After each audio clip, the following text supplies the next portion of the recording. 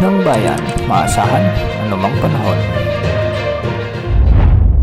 Magandang hapon po sa ating lahat. Narito na ang latest update sa lagi ng ating panahon ngayong hapon ng Lunes, April 28, 2025 at sa binabantayan nating potensyal na bagyo sa susunod na mga araw. Patuloy pa rin nakakaapekto sa Mindanao ang low pressure area na huling namataan ng Pag-asa sa mahigit kumulang 600 kilometers silangan ng General Santos City sa may Mindanao at nakapaloob ito sa may Intertropical Convergence Zone.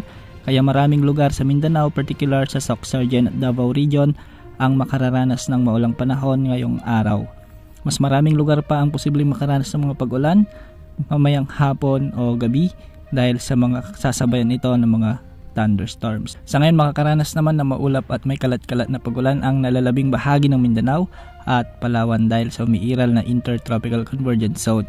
Dahil dito pinag-iingat natin ang lahat sa banta ng mga flash floods at landslides, lalo na kung may mga katamtaman hanggang sa kung minsan ay malalakas na pagbuhos ng ulan. Samantala, dahil naman sa umiiral na easterlies o yung mainit na hangin mula sa karagatang Pasipiko ay makakaranas ng malinsangan o mainit na panahon ang buong Luzon at Visayas. Hindi rin naman inaalis ang banta ng mga biglang pagbaha o pagguho ng lupa lalo na pagsapit ng hapon at gabi dahil sa pag-iral ng mga severe thunderstorms. Sa kasalukuyan ay patuloy naman nating minomonitor ang potensyal na bagyo na posibleng makapekto sa ating bansa o kalupaan sa mga susunod na araw. Makikita nga natin sa ating mga ginagamit na wind models, particular ang ECMWF at GFS wind models na tumataas na ang tsansa ng sama ng panahon na ito na lumakas bilang bagyo sa susunod na 36 na oras. Base naman sa mga ginagamit nating wind models, makikita natin na ang unang scenario mula sa ECMWF wind model ay unti-unti itong kikilos ng pahilaga simula ngayong araw habang unti-unting lumalakas bilang bagyo o tropical depression.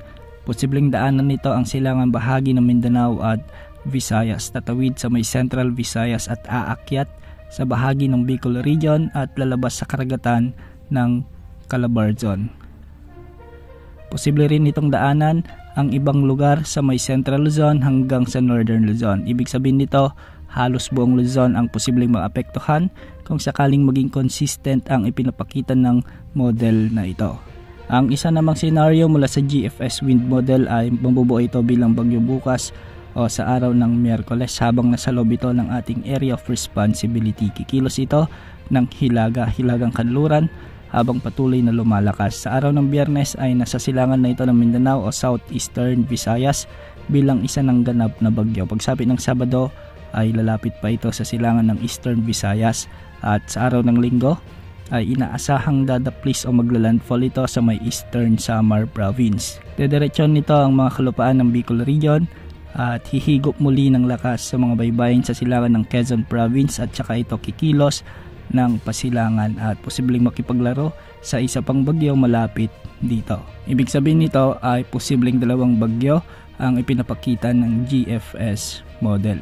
Bagamat matagal pa o malayo pa, marami pang pagbabago ang inaasahan sa magiging kilos at lakas ng potensyal na sama ng panahon na ito. Gayunpaman dapat tayong maghanda at manatiling nakantabay sa mga inilalabas nating update ukol sa lagay ng panahon at sa potensyal na bagyong ito. Yan muna ang latest sa lagay ng panahon. Ito pong weather update ng bayan, maasahan anumang panahon.